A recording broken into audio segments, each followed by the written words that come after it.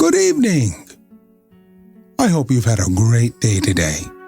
Welcome to BVJ's Bedtime Stories.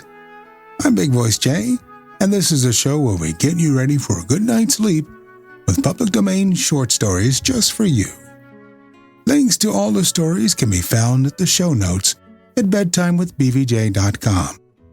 And if you'd like to support the show, there's a Buy Me a Coffee link on every page and post. Tonight we continue our story, Winnie the Pooh by A. Milne. Chapter 8, in which Christopher Robin leads an exposition to the North Pole. One fine day, Pooh had stumped up to the top of the forest to see if his friend Christopher Robin was interested in bears at all. At breakfast that morning, a simple meal of marmalade spread lightly over a honeycomb or two, he had suddenly thought of a new song.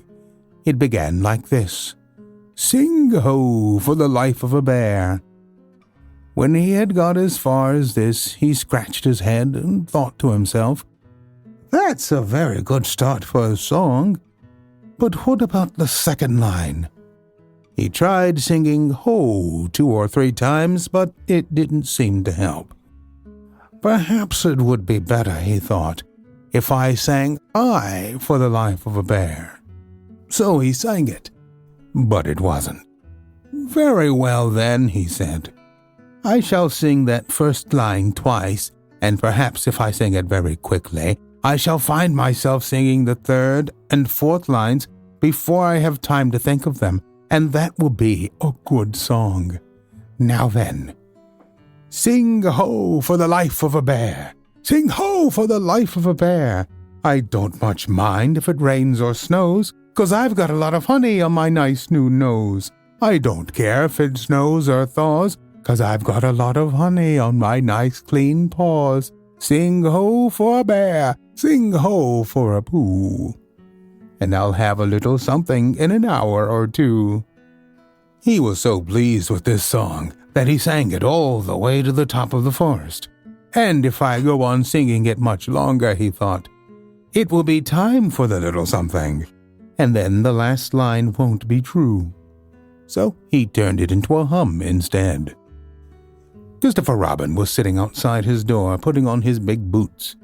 As soon as he saw the big boots, Pooh knew that an adventure was going to happen, and he brushed the honey off his nose with the back of his paw and spruced himself up as well as he could, so as to look ready for anything. "Good morning, Christopher Robin," he called out. "Hello, Pooh Bear.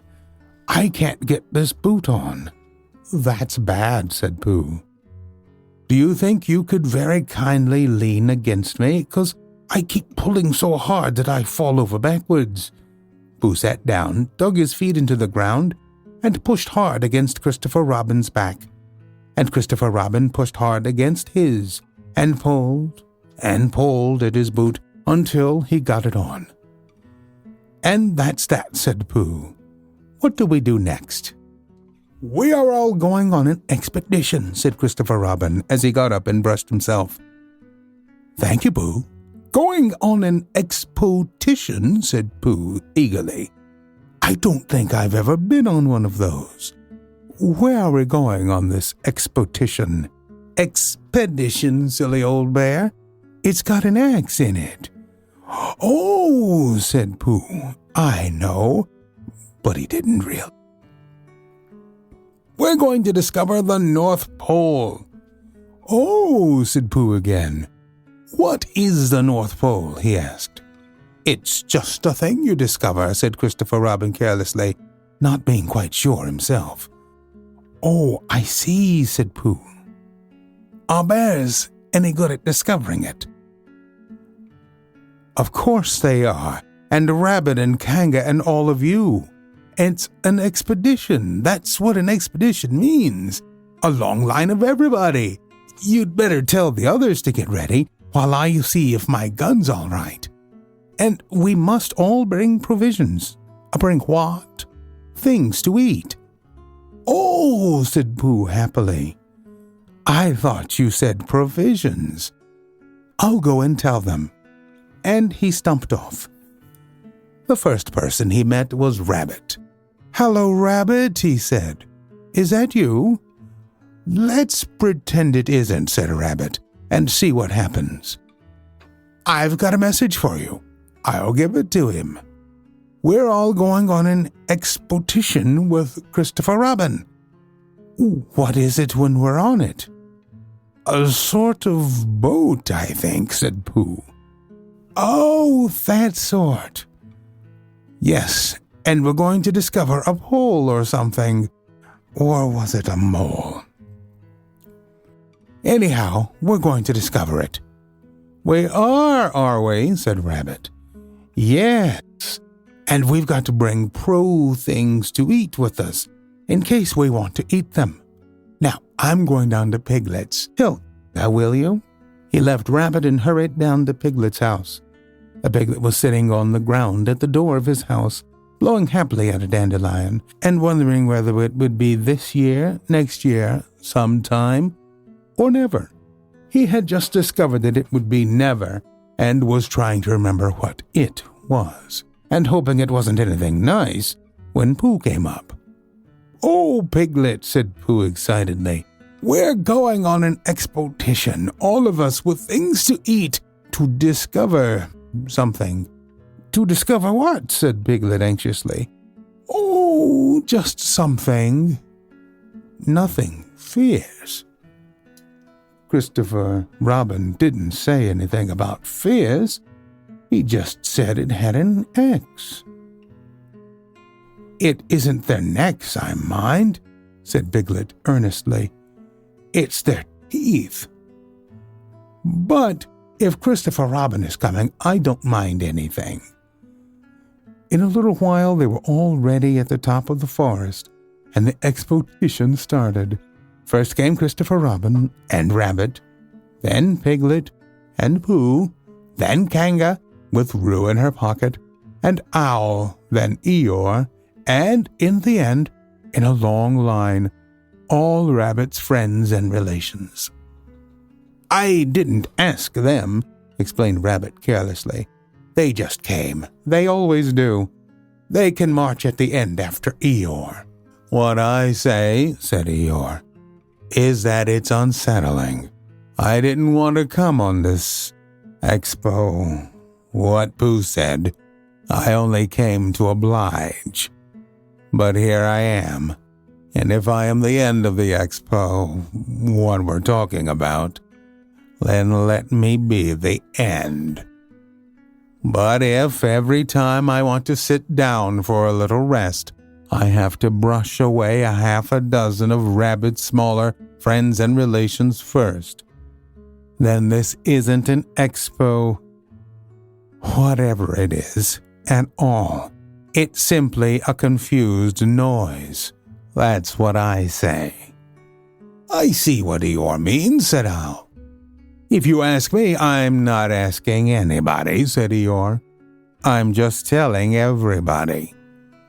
We can look for the North Pole, or we can play Here We Go Gathering Nuts and May with their end part of an ant's nest. It's all the same to me." There was a shout from the top of the line. "Come on," called Christopher Robin. "Come on," called Pooh and Piglet. "Come on," called Owl. "We're starting," said Rabbit. "I must go." And he hurried off to the front of the expedition with Christopher Robin. "All right," said Eeyore. "We're going. Only don't blame me." So off they all went to discover the pole, and as they walked, they chattered to each other of this and that, all except Pooh, who was making up a song. "This is the first verse," he said to Piglet when he was ready with it.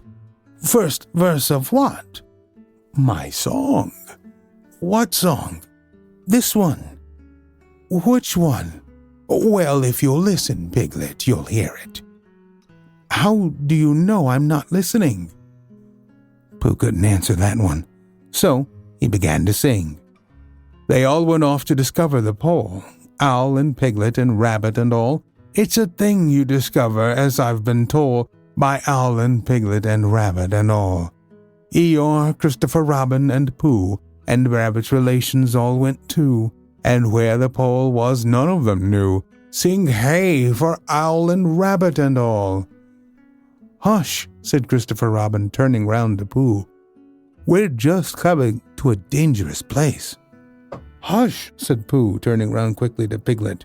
"Hush," said Piglet to Kanga. "Hush," said Kanga to Owl, while Roo said "hush" several times to himself very quietly. "Hush," said Owl to Eeyore. "Hush," said Eeyore in a terrible voice to all Rabbit's friends and relations, and "hush," they said hastily to each other all down the line, until they got to the last one of all. And the last and smallest friend and relation was so upset to find out that the whole expedition was saying hush to him that he buried himself head downward in a crack in the ground and stayed there for 2 days until the danger was over. And then went home in a great hurry and lived quietly with his aunt ever afterwards. His name was Alexander Beetle. They had come to a stream which twisted and tumbled between high rocky banks, and Christopher Robin saw at once how dangerous it was. "It's just the place," he explained, "for an ambush." "What sort of bush?" whispered Pooh to Piglet. "A gorse bush?" "My dear Pooh," said Owl in his superior way, "don't you know what an ambush is?" "Owl," said Piglet, looking round at him severely. Pooh's whisper was a perfectly private whisper, and there was no need. "An ambush," said Owl, "is a sort of surprise." "So is a gorse bush sometimes," said Pooh. "An ambush, as I was about to explain to Pooh," said Piglet, "is a sort of surprise. If people jump out at you suddenly, that's an ambush," said Owl. "It's an ambush, Pooh, when people jump at you suddenly," explained Piglet. Pooh, who now knew what an ambush was, said that a gorse bush had sprung at him suddenly one day when he fell off a tree, and he had taken 6 long days to get all the prickles out of himself. "We're not talking about gorse bushes," said Owl a little crossly. "I am," said Pooh. They were climbing very cautiously up the stream now, going from rock to rock, and after they had gone a little way, they came to a place where the banks widened out at each side, so that on each side of the water there was a level strip of grass on which they could sit down and rest. As soon as he saw this, Christopher Robin called, "Halt!" and they all sat down and rested. "I think," said Christopher Robin, "that we ought to eat all our provisions now so that we shan't have so much to carry." "Eat all our what?" said Pooh. "All that we've brought," said Piglet, getting to work. "It's a good idea," said Pooh, and he got to work too. "Have you all got something?" asked Christopher Robin with his mouth full. "All except me," said Eeyore, as usual. He looked round at them in his melancholy way. "I suppose none of you are sitting on a thistle by any chance?" "I believe I am," said Pooh. "Ow!" He got up and looked behind him. "Yes, I was." "I thought so. Thank you, Pooh." "If you've quite finished with it," he moved across to Pooh's place and began to eat. "It doesn't do them any good, you know, sitting on them," he went on as he looked up munching. "Takes all the life out of them. Remember that another time, all of you. A little consideration, a little thought for others makes all the difference." As soon as he had finished his lunch, Christopher Robin whispered to Rabbit, and Rabbit said, "Yes, yes, of course." And they walked a little way up the stream together. "I didn't want the others to hear," said Christopher Robin. "Quite so," said Rabbit, looking important. I wondered. It's only, Rabbit, I suppose you don't know. What does the North Pole look like?" "Well," said Rabbit, stroking his whiskers, "now you're asking me."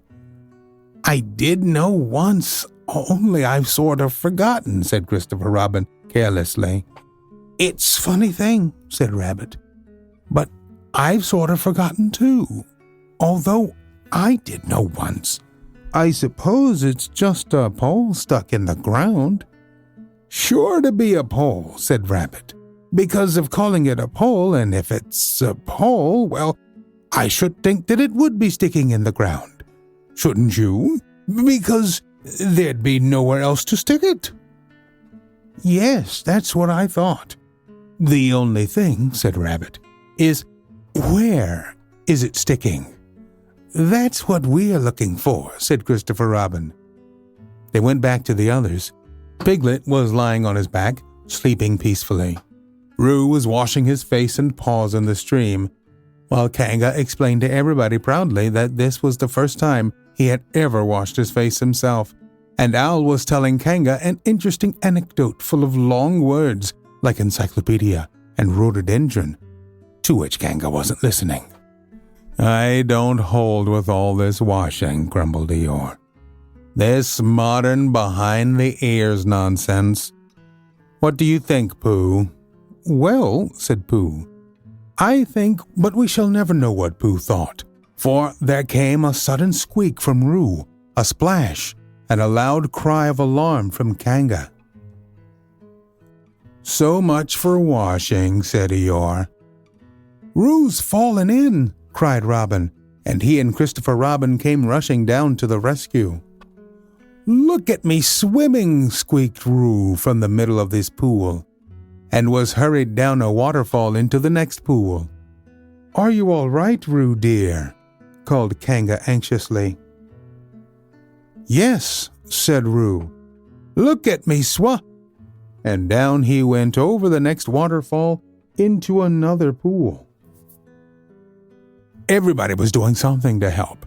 Piglet, wide awake suddenly, was jumping up and down and making "ooh, I say" noises. Owl was explaining that in a case of sudden and temporary immersion, the important thing to do is to keep the head above water. Kanga was jumping along the bank saying, Are you sure you're all right, Roo dear? To which Roo, from whatever pool he was in at the moment, was answering, Look at me swimming. Eeyore had turned round and hung his tail over the first pool into which Roo fell, and with his back to the accident was grumbling quietly to himself and saying, All this washing. But catch on to my tail, little Roo, and you'll be all right. And Christopher Robin and Rabbit came hurrying past Eeyore and were calling out to the others in front of them. All right, Roo, I'm coming, called Christopher Robin. Get something across the stream lower down, some of you fellows, called Rabbit. But Pooh was getting something. 2 pools below Roo, he was standing with a long pole in his paws, and Kanga came up and took one end of it, and between them they held it across the lower part of the pool. And Roo, still bubbling proudly, Look at me swimming, drifted up against it and climbed out. Did you see me swimming? Squeaked Roo excitedly, while Kanga scolded him and rubbed him down. Pooh, did you see me swimming? That's called swimming, what I was doing. Rabbit, did you see what I was doing? Swimming. Hello, Piglet. I say, Piglet, what do you think I was doing? Swimming. Christopher Robin, did you see me? But Christopher Robin wasn't listening. He was looking at Pooh. Pooh, he said, where did you find that pole? Pooh looked at the pole in his hands. I just found it, he said. I thought it ought to be useful. I just picked it up. Pooh, said Christopher Robin solemnly, the expedition is over. You have found the North Pole. Oh, said Pooh. Eeyore was sitting with his tail in the water when they all got back to him. Tell Roo to be quick, somebody, he said. My tail's getting cold. I don't want to mention it, but I just mentioned it. I don't want to complain, but there it is. My tail's cold. Here I am, squeaked Roo. Oh, there you are. Did you see me swimming? Eeyore took his tail out of the water and swished it from side to side. As I expected, he said. Lost all feeling. Numbed it. That's what it's done. Numbed it. Well, as long as nobody minds, I suppose it's all right. Poor old Eeyore, I'll dry it for you, said Christopher Robin, and he took out his handkerchief and rubbed it up. Thank you, Christopher Robin. You're the only one who seems to understand about tales. They don't think. That's what's the matter with some of these others. They've no imagination. A tale isn't a tale to them. It's just a little bit extra at the back." "Never mind, Eeyore," said Christopher Robin, rubbing his hardest. "Is that better?" "It's feeling more like a tale, perhaps." "It belongs again, if you know what I mean." "Hello, Eeyore," said Pooh, coming up to him with his pole. "Hello, Pooh. Thank you for asking, but I shall be able to use it again in a day or two." "Use what?" said Pooh. "What we are talking about." "I wasn't talking about anything," said Pooh, looking puzzled. "My mistake again. I thought you were saying how sorry you were about my tail being all numb, and could you do anything to help?" "No," said Pooh. "That wasn't me," he said. He thought for a little while and then suggested helpfully, "Perhaps it was somebody else." "Well, thank him for me when you see him." Pooh looked anxiously at Christopher Robin. "Pooh's found the North Pole," said Christopher Robin. "Isn't that lovely?" Pooh looked modestly down. "Is that it?" asked Eeyore. "Yes," said Christopher Robin. "Is that what we were looking for?" "Yes," said Pooh. "Oh," said Eeyore.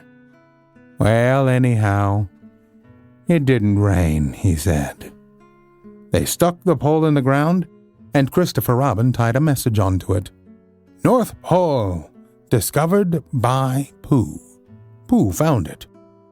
Then they all went home again, and I think, but I am not quite sure, that Roo had a hot bath and went straight to bed.